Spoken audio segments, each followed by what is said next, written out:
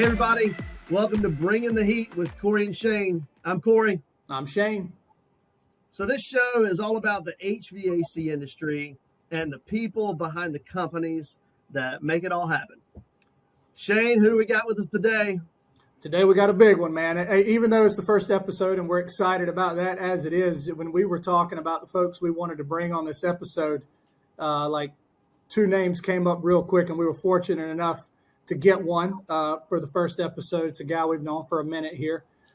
He's kind of important to us. He's got a big job here at Service Logic, so we wanted to talk to Ryan Krahl, and he was kind enough to join us. Welcome, man. Thanks for being on the show. Guys, thanks for having me. Absolutely. Yeah, man. My pleasure to be here. Yeah, buddy. So Ryan, I didn't do much digging on you behind the scenes. I probably should Google you just to see what comes up, but you've held a couple seats, Nothing. right? Nothing. You have to go to the dark web. It's all black ops. There's nothing. Krahl the Warrior King is the only thing that came up when I searched. My file is classified, gentlemen. So for those of maybe watching this who don't know you, right? Tell people what you're doing. You've had a couple different seats, right? At Service Logic. So for those who may not know, Service Logic is one of the largest privately held commercial HVAC companies in the nation. Right. And Ryan has been integral to some of our growth for the past almost 10 years now. So Ryan, tell a little bit about your journey.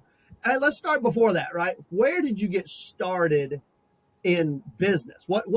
Where are you from, right? What'd you do before business even? Where are you from? Yeah. So a little bit about me, and I'll go way back. Originally, Corey, I'm from the western part of Illinois. So an area called the Quad Cities, Moline, Rock Island on the Illinois side, Newport and Bettendorf on the Iowa side. Born and raised, I was lucky. Still do have one wonderful parent, but had wonderful parents growing up. My dad worked for a company that was a privately held company, elevator and escalator company. And the owners of that company were very much family people. They saw the company as a family, a true family, and rewarded their employees, and not only their employees, but their families by offering jobs to the kids of their employees to make, to lessen the burden on the employees when kids were going to school. They gave us summer jobs. And through that, we got to know the executives, the executives and all the different people within the company. And when we graduated, they hired us. They gave us jobs in various capacities, whether that was engineering or sales or whatever really you wanted to get into. So my natural path was to go into the elevator and escalator business, which I did. And I went into sales and moved around quite a bit throughout my career. I think I've moved 9 times in my career. Right. Yeah. And big moves. East Coast, West Coast, a lot the South. I did a stint overseas for a little while, but really got to learn and understand the building services industry, right? Dealing with building owners and managers and operators and figuring out what they needed to operate these big buildings that you drive past every single day and don't give it a moment's notice or a moment's thought on what really goes into keeping people flowing in and out of those buildings and keeping them, that's right, for the better word. And then, I spent 20 years. Did any elevators on cruise ships? I was just on a cruise ship not too long ago, and those are some important blasted elevators. They are, absolutely, yeah. Company I worked for initially, they used to do a lot of cruise ship elevators. Yeah, I was on a Disney boat for about 3 days. So yeah. So when this opportunity, Service Logic came up, it was late 2013. So I'd been 20 years in the elevator industry. It was all that I knew. I felt comfortable and confident in what I did in that industry and loved it. But I always say you got to make your own luck and you got to be a risk taker in life. And this opportunity came up, and I was at that point in my career where I wanted to try something a little different. And this wasn't a big transition, right? This is you still are fighting for the same operating dollars in these buildings. It's still the same end customers. You're selling a different service, and so it was an easy transition for me. Now I will tell you that business compared to this business is much more complex, or this business I should say compared to that business is much more complex, just because there's 100 different ways you could design a system to put it in a building for each. That's right. Is where there's one or two when it comes to an elevator and escalator. It's very, it's a little simpler than that. So, but nevertheless, I've enjoyed it. I really have. I not only have I enjoyed the industry as a whole, but just the building of the company. And when I joined the company, we were really small, about 125, 130 million in revenue, and fast forward that to today, and we're just at the $2 billion mark. And man. So we built what I think is an incredible company that, I know I'm very proud of. I know that you guys are part of this as well, and you can say the same thing, but we built it the right way. And I go back to my dad working for that wonderful company that he did for all those years. I always think back in my head, like that's what they did. That's why they were so successful, because they treated people with tremendous respect and took care of their employees. And when you do that, well, what was the company? You might as well give them a plug. Yeah, the name of the company, I mean, it's no longer around, but the name of the company at that time was called Montgomery Elevator Company. Montgomery Elevator. Did they get acquired? They were acquired in 1994 by a company called Kone, which is one of the big, the 4 global elevator and escalator firms in the I should say, in the world. But yeah, it was it's kind of like, it's a little bit about what we modeled, I would say, this company on. Very, very similar principles. Yeah. So when you started at Service Logic, because there's sort of a separate journey now that you've had, because you haven't had the same role and the same responsibilities over the last 9-10 years as you've been here, so you started off being responsible for sales and marketing. You started the strategic accounts group, and then you moved into M&A. Why don't you tell us how all that happened? Yeah. So initially, when I joined the firm, there wasn't a corporate team. This was a handful of companies cobbled together with a CFO and a temporary CEO. And so part of my reason for coming was they needed to build out a management team. And our CEO still to this day, Craig, he went out and found a few folks. I was one of those folks. And the role that he found me for at that time was sales and marketing. I think there were 23 total salespeople when I joined the company. That's right. Yeah. Trained them all at one time. and selling large projects and whatever else. And if we look at that today, and Shane, you can correct me because I've been away from a while, but I think we're north of 400 sales reps in the United States. Yeah, we're like pushing 650. Okay, well then I have been out of that game for a while. That's a true testament to what you guys have done and continue to do. But yeah, it was, my role was really to focus on the organic side of this business, and these private equity investments, if you will, portfolio companies. There's really kind of two strategies to grow. One is through organic growth, getting more out of what you have, and number 2 is acquisitions, finding companies that fit a certain criteria, acquiring them and tucking them in, or leaving them standalone and growing the business that way. So I was tasked with the organic growth piece, and that's where I met you 2 yahoos along the way.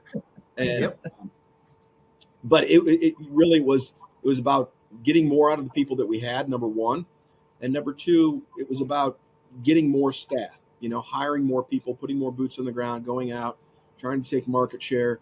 The business doesn't walk in the door, as we've always said. I mean, everybody has a guy, and you've got to displace that guy in order to get in there. So you guys know this better than anybody. We did lots of training. We made sure when we hired new people that they were trained and given the opportunity to succeed. And then from there, I would say that was the basis of what we built, and you guys were very much part of that. Yeah. And then we fine tuned it, right? So then we kind of figured out, and everything didn't work on the first go. I promise you that. You guys know this. So there was a lot of backing up and being like, okay, that didn't work. What do we do now? And looking at it from a different angle. And hiring salespeople, I think was is a perfect example of that, because if you remember, we would go out and hire the first sales guy we liked. We're like, man, that's a great guy or great gal, and we really liked him. That interview was amazing. And then you'd go 6 months and they haven't sold a single thing, and they left the office and they're scared to death to get in their car. You're like, okay, they weren't built for this job. So we backed up and said, all right, before we go and waste a bunch of time, because time's precious, and when you have sales territories that are sitting unfulfilled and without production, it's brutal, because if you can't make it work, you got to start the process over, and then you got to go find somebody else, and then you have that territory sitting there. So you can go literally 18 months without any production. Have all the expenses, the wrong hire. have all the expenses, because you got to invest in that person and train them and pay them and do all that. So one of the things that I think we did, I really got this from you guys, but we backed up. We found a consultant that could help us, and what I mean by help us was somebody who could help us find people that were built to do the job. Because if you're not built to do the hunting job, no matter how much you think you want to do it and how much you think you're you're probably not gonna succeed. And do that. I say that with all due respect, but it's just the fact. Yeah, it's a natural wiring thing, right? Yeah, it is very much how you're built. That's right. So I think that's an example of where we've learned along the way, and I think we've had a lot of success with changing up that process and implementing that process. And listen, I've always said, if you come to someone, whether it's a building owner or whatever, or one of our internal companies, with a solution that they have a problem for, or a solution to a problem that they have, you will absolutely get them on board faster than you could see.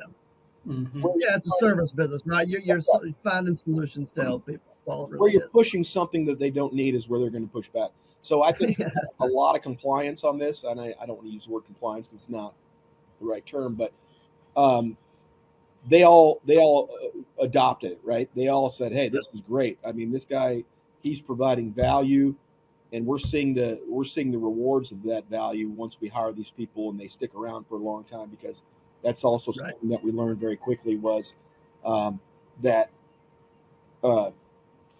getting the right person in there and tenure really equals production. When they get to a certain level, they start to produce. And then when they get beyond that level, they really produce, because like we've all talked about, they break down a lot of the things that they were struggling with out of the gate. They're familiar with their surroundings. They're familiar with the industry. They're familiar with the players in the market. They start to understand who the customer bases are, and the game slows down, as we used to say, right? It's like a quarterback in the NFL. Once you have a certain tenure, everything starts to slow down a little bit. You can see the field a little bit better. So let me ask you a question now, to segue a little bit to your current role, where you used to be looking for the right, maybe salesperson, right? Now you're looking for the right, on the mergers and acquisition side, you're looking for the right mix of company to acquire, right? So let's say that, somebody on LinkedIn is watching this and they own an HVAC company or something. What is maybe a two-parter? What are you looking for, right? As maybe the right mix, if you can share that. Yeah. And then why Service Logic, right? Why have owners appreciated, selling to Service Logic? Yeah. So, we're a very specific model. We are a service-focused company. Hard stop. I mean, that's just who we are. And so we always look for that. I would tell you nothing's perfect. So we never, you have to go into these with an open mind, because as we always say, there's something there's something on the plate you're going to have to hold your nose with a little bit, whether that, and that could be a number of things, because mechanical contractors tend to branch out and do stuff that's not in their wheelhouse just because they are, entrepreneurs at heart. They're entrepreneurial. They get tired of waiting on people. It, Like, well, what the heck? I'll just do it myself. So we look at stuff. We look for service-focused companies, but like I said, nothing's perfect. Nothing fits exactly in the box. And sellers are different. We find sellers, they come in all different shapes and sizes. From a business perspective, whether they judging that on revenue or EBITDA, but they all have different motivations as well. I mean, we buy guys and gals that are, second or third generation family members that have lost interest in the business that their grandfather or father may have started. Mm-hmm. We find people that are in their 70 years old that have been doing it their whole life, and they want to retire and go enjoy their grandkids or whatever the case may be. We find people in their 60s that say, hey, listen, I want to de-risk. I have all my my wealth or my retirement in this company. Not the business, yeah. I need to retire. I need to get that out. Yeah. And, Right. So I want to keep working, but I want to take some chips off the table, as we say. And then you find guys that are, we found a couple lately that are in their mid 30s. But powerhouses. Yeah, but they're constrained by different things. They're growing very fast, so they're constrained by capital, and they can't grow as fast as they want, and so they're looking for different things. But they've got a long runway. So everybody's in a different box. The thing I would tell you that is the most consistent across all of those people that we would talk to is they all want to do right by their employees. I always say, because we ask the question, like, why us, why now? And what that means is, why would you be interested in Service Logic, and why are you thinking about selling your company? And the answer is different, but typically it starts with, because I want to go away, or this isn't my life's work, or whatever. Sure. But I want to find a good home for my employees and my customers, and that's what we want to hear, because that's what's important to us. I say this enough to make me vomit, but it's just the dead truth. And that is, when you buy a service company, you're only buying two things. You're buying the people and the customers. All the trucks and computers and office buildings and all that stuff, that's just noise. It means nothing. Yeah. Mm-hmm. And if you do anything to screw up those two things, the customers and the employees, then, shame on you, quite frankly. Yeah. And so, that's what we look for. We look for, good companies with good cultures and good reputations. And, we've come across companies that on paper look wonderful, but at the end of the day, they weren't our type of people. Mm-hmm. Sure. And I just leave it at that. And we walk away every single time. Yeah, you're not closing deals on Zoom these days, I imagine. No, sir. No, sir. You still got to meet some of these people. You got to get on an airplane, because this is their life's work, and sure. They gotta like you, and they gotta trust you and believe that you're going to do exactly what you say you're going to do. And you can't do that over Zoom. You gotta go break bread and shake hands, and that requires you getting on a plane or whatever. So taking on, we've all at different points in our careers taken on new roles, but most of the time they kind of line up, right? Like very similar. Yeah. You went from selling to buying. This was a fairly big change for you. What surprised you the most that you didn't anticipate about the new role? So it's a great question. I would tell you it's more selling than you think. Think of it this way. We hold the money, right? Like, I was always trying to get the money away from, I shouldn't say that. That's totally, cut that. I was always on the selling side, where you're selling your services and in that transaction. Mm-hmm.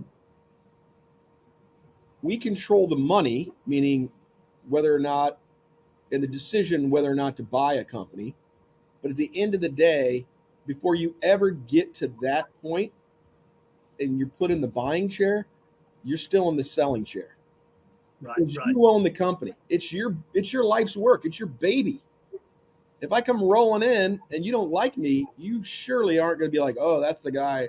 You know, it doesn't matter how much money I have. If the guy has scruples or the gal has scruples and morals, they're going to be like, it's not a fit. And we hear that, you know, like I just gave you an example. There's lots of times where it's just not a fit. And, you know, we're cordial and I think people are respectful because they don't want you to waste their time. They're busy. I mean, you got to understand these people are running these companies as they're trying to sell them. And that's a heavy lift. So I think it's more selling than you probably think. The transaction's easy. And I say that, and my team's probably going to hear this and be like, okay, take it easy, Krahl. I know. So whatever for you, baby. Yeah, we got it. We're the ones that are bloodied when these things. It's more selling.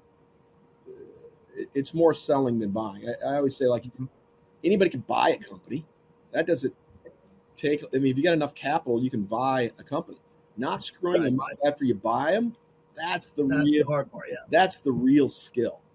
And are people surprised, the guys that are still running their organizations after they've made the transition to Service Logic? Are they surprised at the autonomy and entrepreneurial nature they still get to express fairly well in their role?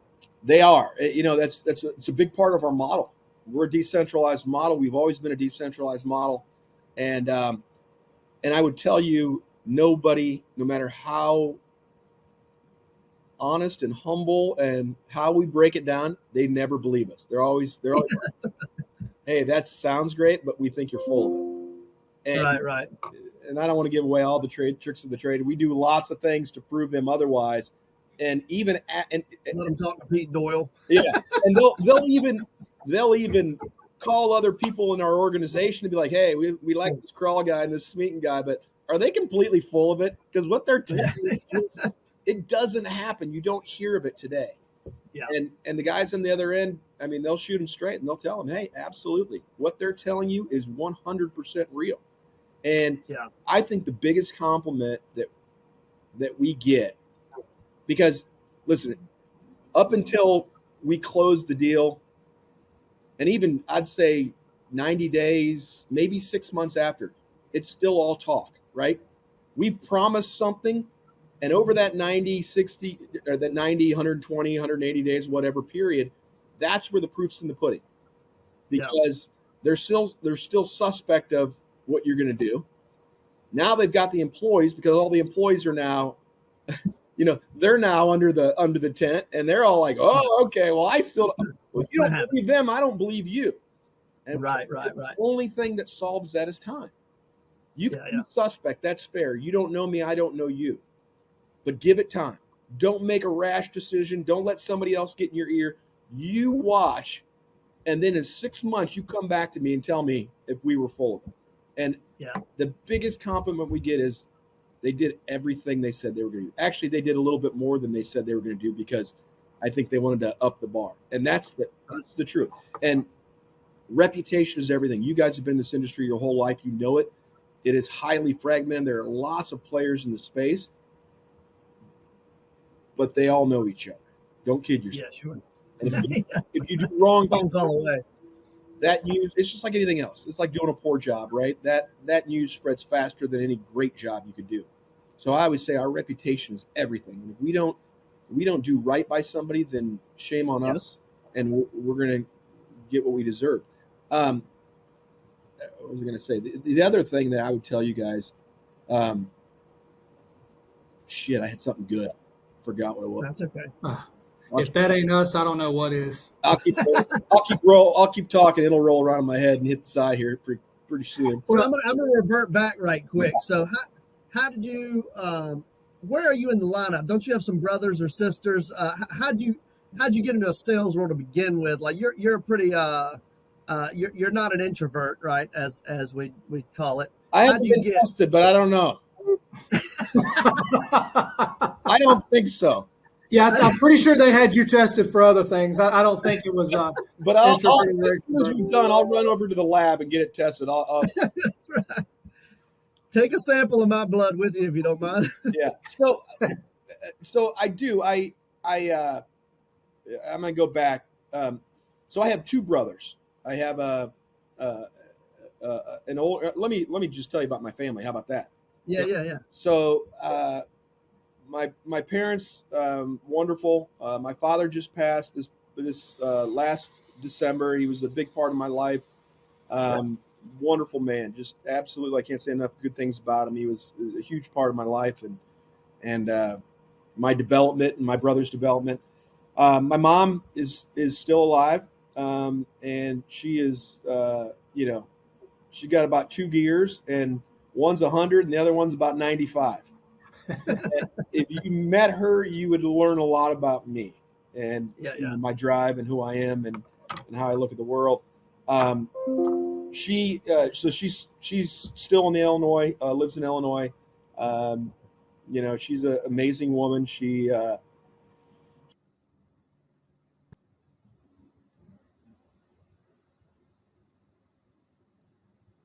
drinking. She never drank a drop in her life. Just what had happened. But she's still here, and she gets up, goes to work every day because she's bored, and that's just how she's built. And she knows every single person in our town. So growing up, we could never do anything wrong because it was always get back because everybody knew her. You get whipped by everybody on the street. Yeah, you rob a bank and you're walking out with a guy. You're like, hey, he's like, you know Fran Krahl? Yeah, I know Fran. Oh my God, that's my mom. Oh, like we're smoke. Dude, can you real quick? I can't get out of here with asking for you to tell one story. Can you tell the story about the time you needed television in Europe? Yeah, this should give you a little a glimpse. Yeah, a little glimpse into my mom and the connections. So my wife and I had just moved overseas. We were living in Belgium. I was an expat for Kone at the time. And we had some friends that lived just down the street. And they had an American TV. And I don't know if I'm incriminating myself with the story, but whatever. And they had an American TV. So every night we would walk down to their house and watch The Bachelorette or whatever the girls wanted to watch. But it was American TV, which sounds stupid, but even two channels when all you've heard is Dutch and French is amazing. And this is all, the internet's out there, but it's not, you can't stream stuff, right? So you're back in the old days. And, Flip phones. So I would talk to my parents and my mom would say, why do you go down there to watch TV? I said, well, they've got an American TV, a satellite that they got. And she said, well, why don't you get one? I said, well, you can't because they're issued to military personnel, the Armed Forces Network. And she said, well, why can't you get? I said, because they're only for military. You have to buy them on a military base at a commissary or whatever. She said, okay. Yeah. The next day, she calls me at work and says, hey, drive over to Frankfurt, Germany. And I said, why? She said, my friend, whatever, her sister and her husband are contractors for the government, and they live in Frankfurt. As contractors for the government, they each get one of these satellites. Well, they only have one household, and they only need one satellite. So they said, you come over and buy it. They'll walk you in the commissary. You can get it. I was on the Autobahn. Doing 180. Testing the limits of my Euro car and drove home there. It was as fast as that. Drove home and was watching the Cubs game that night. All right. So from halfway across the world in this small little town in Illinois, she put together the deal of a lifetime. Don't mess with Mrs. Krahl, I'm gonna tell you. So hey, that just says you're picking up the phone is half the battle. That's right. Yeah. So that's a little bit about my parents. I have two brothers. I have an older and a younger. We're all 2 years apart, so that's probably part of my middleman. I hear you. Being an extrovert, and we were all different kids, right? We had different interests, and but we're still very close. My older brother lives in Toledo, Ohio, and my younger brother and his daughter and wife live in Toledo, and my younger brother lives outside of Dallas, Texas. Cool. They're in different industries. My older brother is in the trucking industry, and my younger brother is a vice president for Fidelity. He's in like actuarial and pensions and stuff like that. So we were all in college at the same time. My poor dad, I don't know how he did it, but he somehow pulled it off. And, that's part of, why we loved him so dearly, is that he never complained and he just always said, if you guys can get into college, I'll find a way to do it. And I got that opportunity, and he lived up to exactly what he said. So, and those middle kids, man, you got to watch them. I'm the middle of three boys, right? Also I guess the most extroverted in my crowd. I have three girls. My middle daughter is the most extroverted of our crowd. Yeah. So it is funny how that kind of plays out. The middle child, right? I mean, the oldest had it the most difficult. The youngest got off with murder, and we were fighting for attention on both sides. Right. My brothers would fight, and I would be the instigator. I'd be like, "Hey, you're not going to let them call you that, are you?" And then all hell would break loose. But and then I'm married. I've been married. How long have you been married? 23 years. Come on. Yeah, and I've been married 23 years. I met my wife in college. Cool. In an elective class, believe it or not, it was called Preparation for Family and Marriage. Are you for real? That's exactly what it was called. That's exactly. Awesome. I'll never forget it. But I met her, and so we've been together. That's a proper place to meet your future spouse. It really is. That's great. And so we've been together for since 1994, and but we've been married since 99, so 23 years. We have one daughter, Mackenzie, and how old is she now? She's 16 years old. 16. And, she's driving. And, we're starting to look at colleges and do all that, which I find very fun. And she's getting educated on what she likes and what she doesn't like. We're going to take a road trip, cool. Stop at some colleges and do the tours, and so it should be fun. I'm looking forward to it. Yeah. Good. How is she as a driver?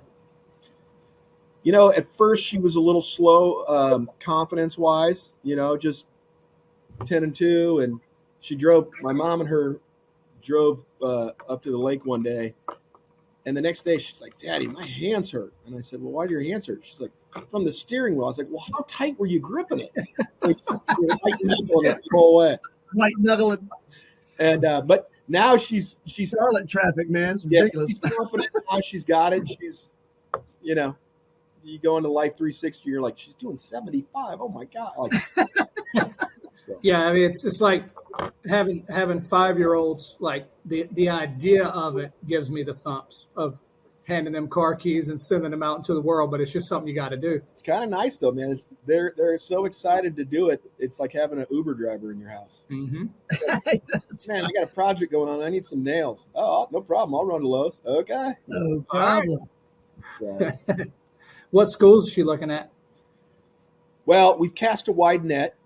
As you guys know, I'm a huge college football fan.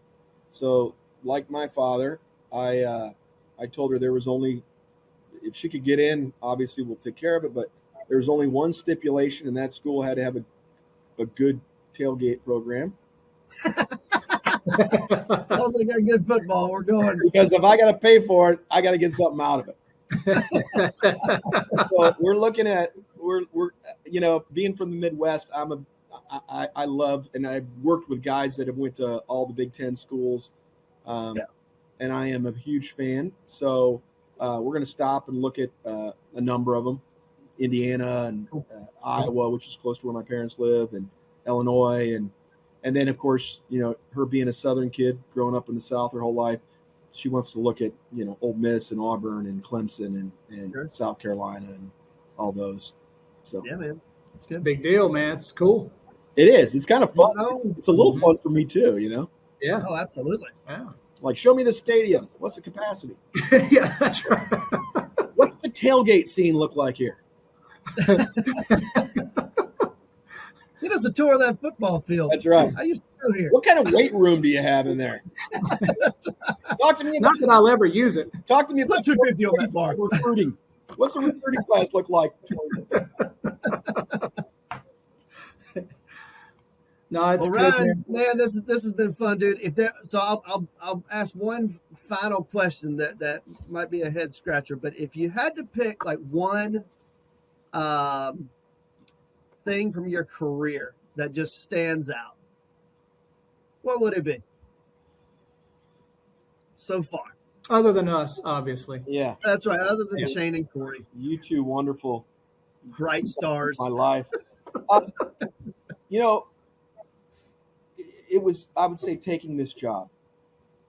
You know, leaving my comfort zone, which was the elevator uh, business, which I Yeah. loved and knew well, um, and taking a new role and taking a risk. Um, like I said, I think I think people make their own luck. Everybody all say, "Oh, you're just lucky." Nah, you make your own luck, and how you make your own luck is you take risk and you're not afraid to fail. Um, I'll be candid with you. When I took this role, that was always in my head, and I had friends in the industry. This is before I knew you guys, so I couldn't call you and seek your counsel. And but I had guys that I knew and trusted, and said, "Hey, thinking about doing this. What do you think?" And their approach was, "Hey, you know, you Try it. come back. That's Today, right. you Elevators ain't going nowhere. leave on good terms, and you're a good guy, and people liked working with you, and so there's always that. I don't want to call it a safety net because it's not fair, but it was. Sure. I knew I could go back to it in some capacity. So why not go out and try and see? And this has provided me more than honestly I ever could have dreamed.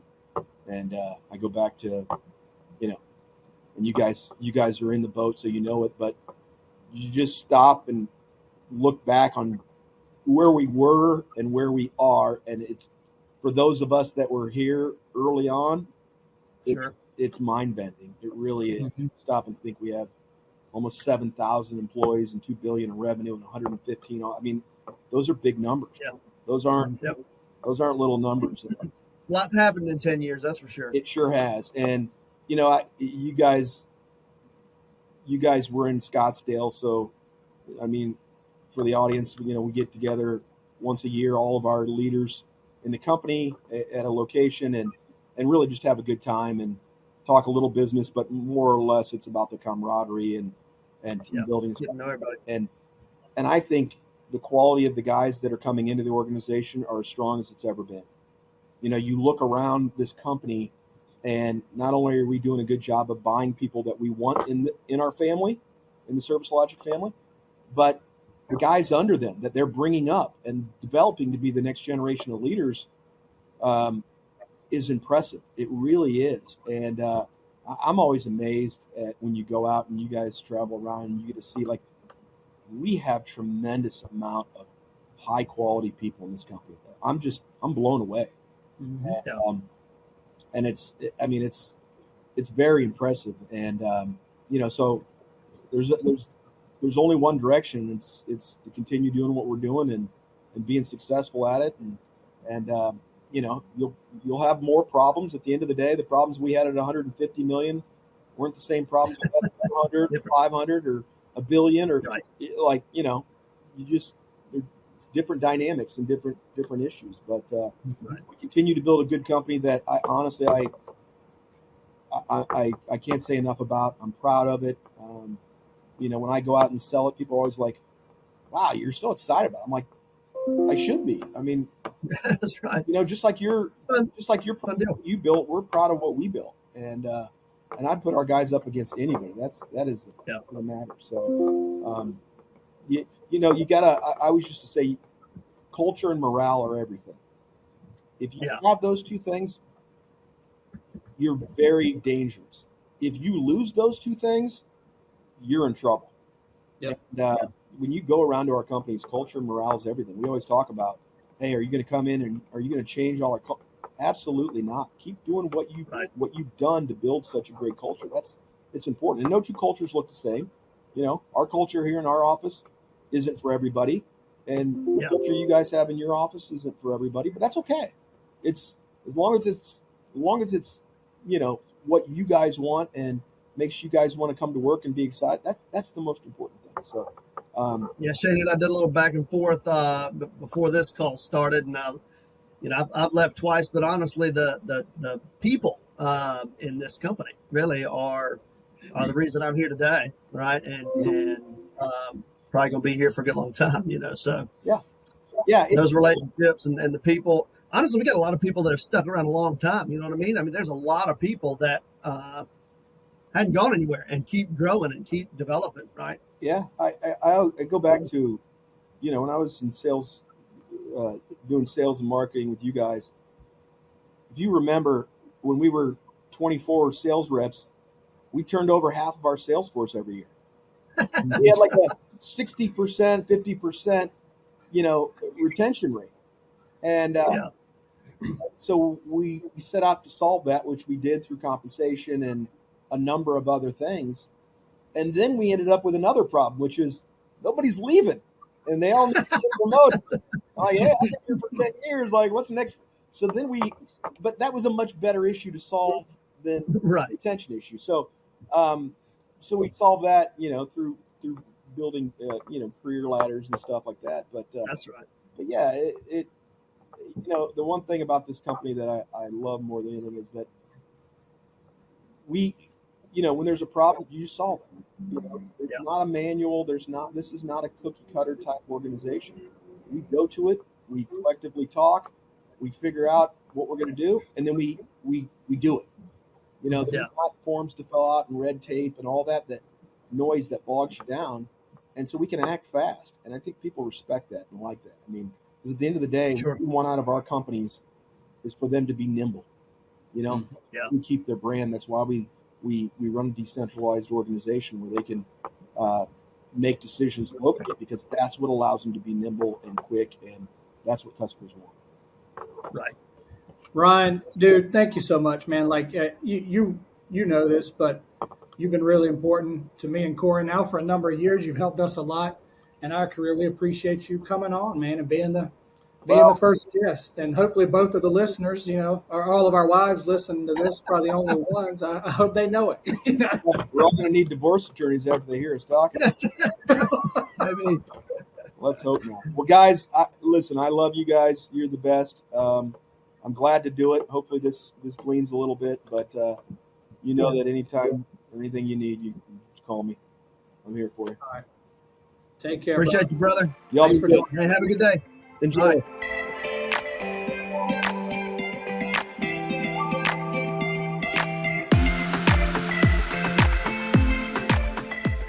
Cool. Thanks for taking some time, bro. We appreciate it. I'm excited. So yeah, we're just trying to do a little bit of background. So the deal is, we're doing a podcast of the HVAC industry and the people behind the companies that make it all tick, right? You happen to be fairly influential in both me and Shane's life and career. We've been friends for golly. How long you worked for? 2014, dude. 10 years now? 10 years. 14, yeah. Yeah, 10 I wore this pullover in dedication of Ryan Krahl. This is the most coveted pullover you ever bought. Listen, Are you wearing it too? I love that pullover, and I upgraded. That was one of my favorite ones, and I've lost it. Yeah.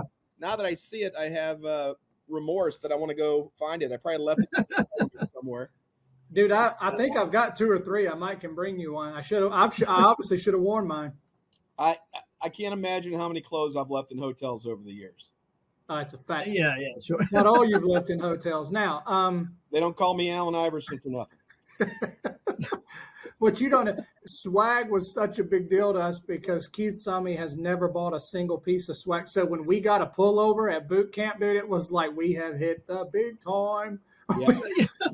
I always bought. Hey, look, they just did their sales and ops meeting, and they all came back with like Johnny O pullovers. I was like, what the heck? Chris Turner and Tyler Holmes have taken over the show. Yeah, that's right. Turner spends I used to, every time I would buy them in triplicate because I know I would get hit up for, hey man, can I take a couple back to this guy or that guy? So yeah. Dude, I learned well. I still do the exact same thing, and I still end up giving those away to the exact same people who have gotten all the other swag over the years. That's right. So yeah. Well, hey, go ahead, Shane. Well, what it was like I said to you that just a few minutes ago. Once we decide to actually roll with this thing, Corey's going to do an intro of the show. I'll introduce you, and we're just going to start chatting. You know, we'll ask you. I mean, we could just literally banter back and forth. That intro that we already did, Shane, might work out, and we just let it roll in, and Market Scale will edit it together.